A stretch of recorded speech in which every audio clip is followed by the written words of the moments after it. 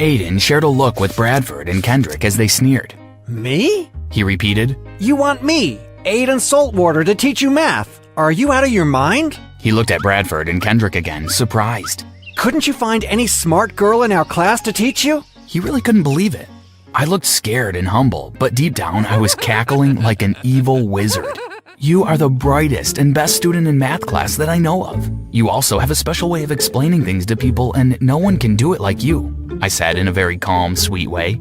He blushed for a second, then quickly changed his facial expression to one of disgust once he noticed that his friends were looking at him. Well, He was scratching his head. My sweet talk was working. let's see if we can start on... He was about to agree when Bradford interrupted him. Aiden will not be teaching you anything. Get out of here, will you? He said in his British tongue, the accent that he used to deceive all the girls on campus. Jerk. As they tried to drive off, I stepped in front of Aiden's car. Aiden looked perplexed. I've already had this discussion with Mr. Orson, our math teacher. If I don't score A's on all my math papers this semester, you'll fail all of yours, you selfish human. And with that, I started walking off. I could already smell defeat, even though I was backing them. Wait! Aiden said. Bradford was shooting me a very intimidating look. I almost peed my pants, but then Aiden continued. Meet me at home tomorrow by 7 p.m. Don't be late. And then they sped off. Bradford made sure to splash a little bit of dirty water from a puddle on me as he drove off. Jerk. My plan was in motion. I was attractive, so I knew that it wouldn't take too long to get Aiden to become totally smitten with me. Then Bradford, the jerk. And finally, Kendrick. Those dudes didn't even know what was coming. You mess with my best friend, you mess with me. Hello, my name is Wicker. Till this day, I haven't figured out why my parents gave me that name. But if you believe that you're gonna give your children reasonable names, then quickly hit the like and subscribe button so we can go on with the story. I'm about to tell you just how I made the 3 hottest guys in my university fight over me. And maybe you'll be able to learn a thing or two from me, but only if you hit those buttons. Last week, Jordan ran into my room looking like an absolute mess.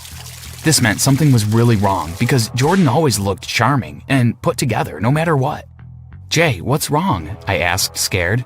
You were right. It was just a game. They were just playing with me, Wicker. Why didn't I listen to you? She cried badly. I knew what she was talking about immediately. The 3 hottest guys in our university had been asking Jordan out at the same time. I knew that this wasn't a normal thing for a group of friends to do at once, unless it was a bet. I told Jordan this, but she refused to believe me. Why are you being jealous, Wicker? Why can't you support me for once in your life? She screamed. What? What do you mean? I always support you. I'm just trying to tell you to look at this from a different point of view. Do you think it's normal for these 3 guys with a reputation to ask you out at the same time? She shook her head and told me that instead of bringing negative stuff up all the time, I should try to look at things from the positive side. She was a hotcake. The 3 guys that all the girls on campus wanted her. I tried my best to stop her from getting hurt. I even sabotaged her dates a few times, but she cut me off once she found out. I didn't know what was happening in her life anymore, so I couldn't intervene. These 3 jerks convinced her to miss her exams and go partying with them instead. They got her to send them pictures which they printed and stuck on all the lockers in school. They also did a few more terrible things to her. Things that I don't even think are appropriate to say out loud. I got so angry that I promised Jordan that I would deal with them. What are you going to do?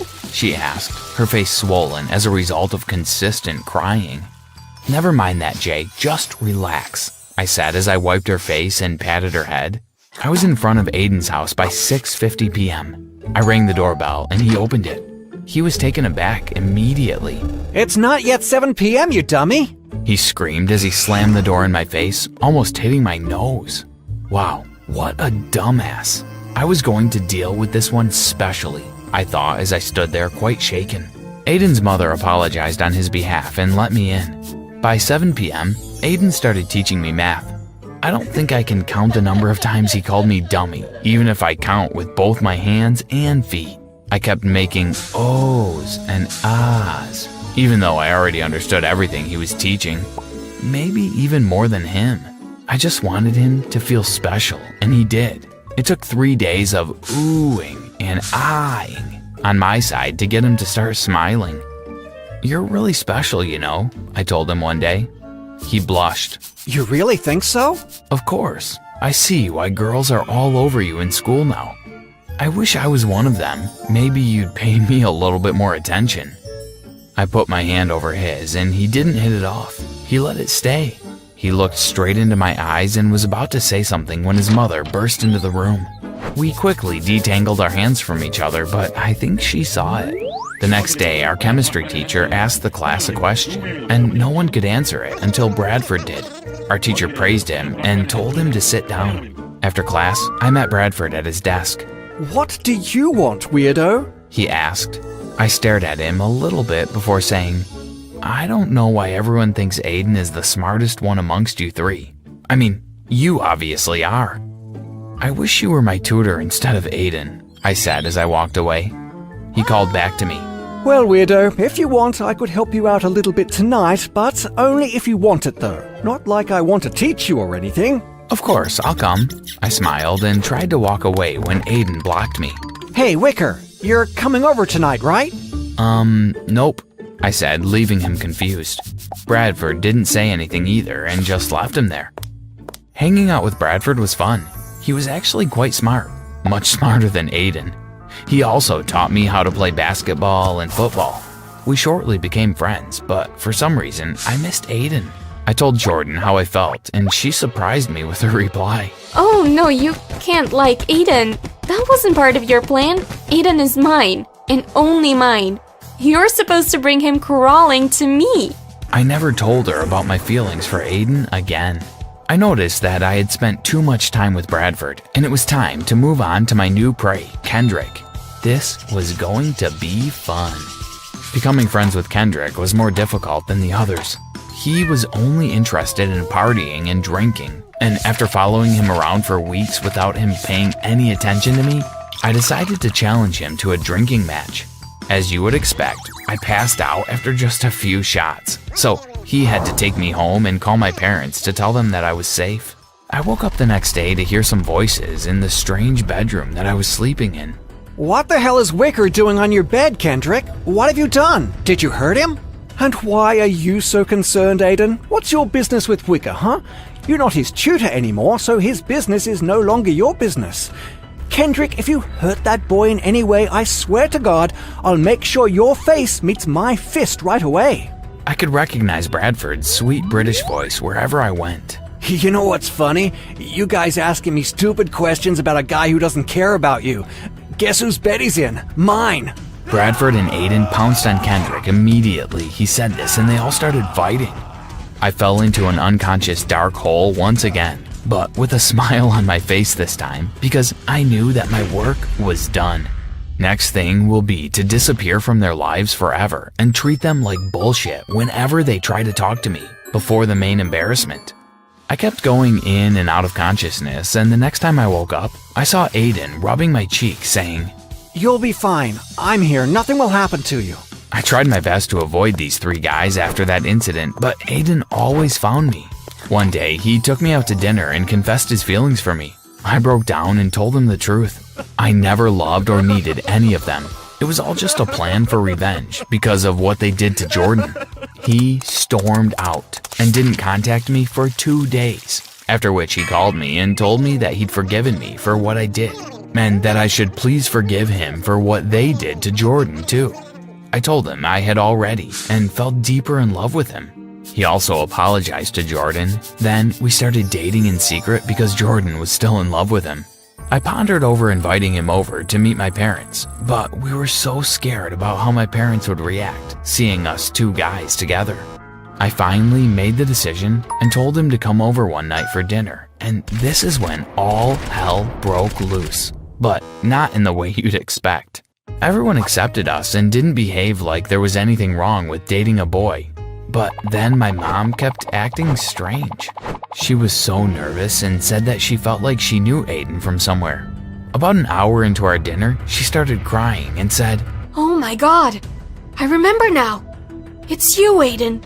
It's you. The birthmark, your eyes, your lips, and even the way you talk. She almost fainted, but my dad caught her immediately. After she had taken some water and felt much better, she confessed that she had a child before getting married to my father.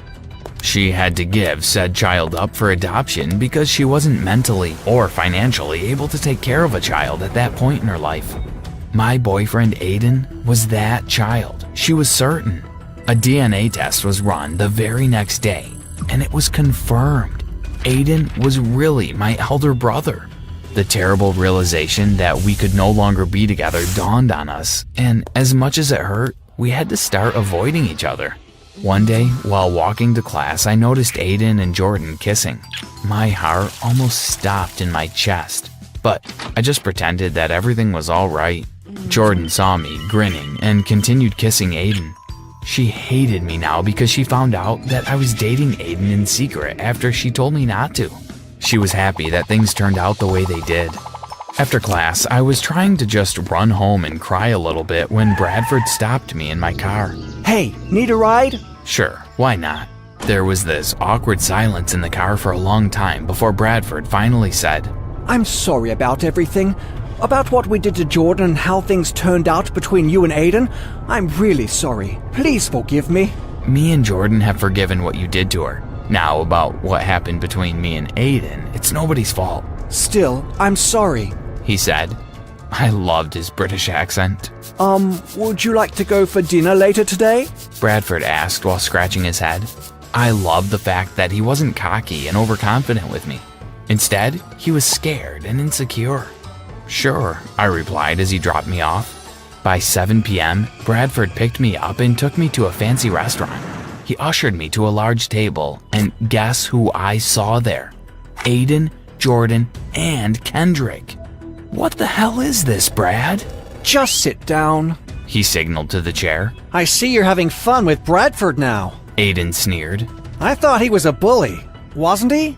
How did you say it? Take it easy, brother. Or someone would think you were jealous, I said, looking straight at Jordan. I guess it's Bradford's turn to experience hurt and betrayal, Jordan replied. Bradford, if hurt and betrayal are too much for you to handle, I'll be happy to take Wicker off your hands. Jordan rolled her eyes. Somehow, Bradford was able to talk sense into all of us.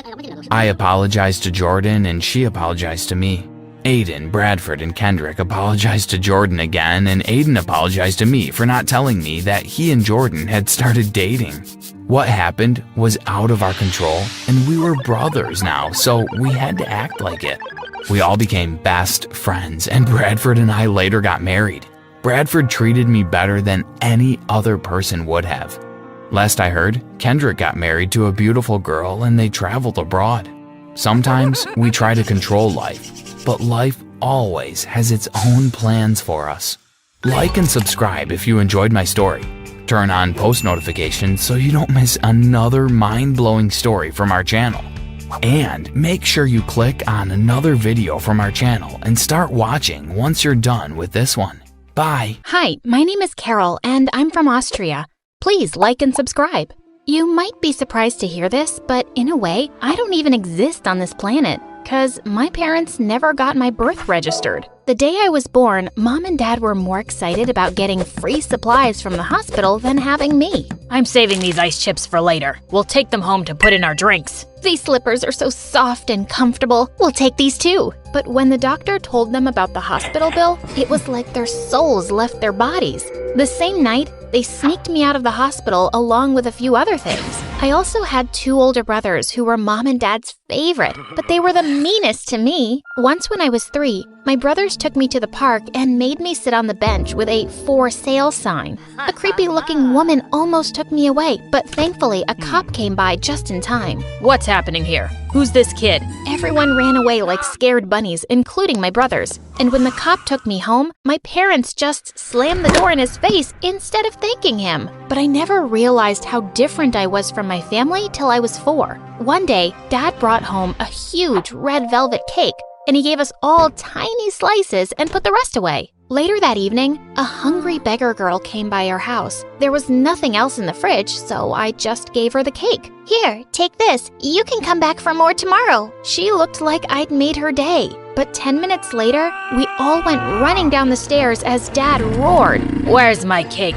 Who took it? Who doesn't want to live here anymore? I was too scared to say anything, but just then my awful brother pointed out some frosting on my clothes, and Dad went bonkers. You ate my cake. No, I didn't. I gave it to this poor, hungry girl and… What? That's even worse. Poor people can pick food out of the trash, can't they? God, you're so stupid. And that's the first time I realized that being nice in my house was considered a crime. After that, Mom would only feed me my brother's leftovers, and all the clothes I had were their hand-me-downs. When I was 6, I was so excited to join school, but my parents were quick to burst my bubble. What do you think? Money for school fees grow on trees, huh? And school is bad for you. They might teach you some manners, and we don't want that. Go learn something from your brothers instead. Brothers? All they knew was lying and stealing things from other kids. So I started sneaking into their room and stealing their books to read, but I didn't know how to. One day, as I was sitting under a tree, an old homeless woman came by and said she could teach me to read.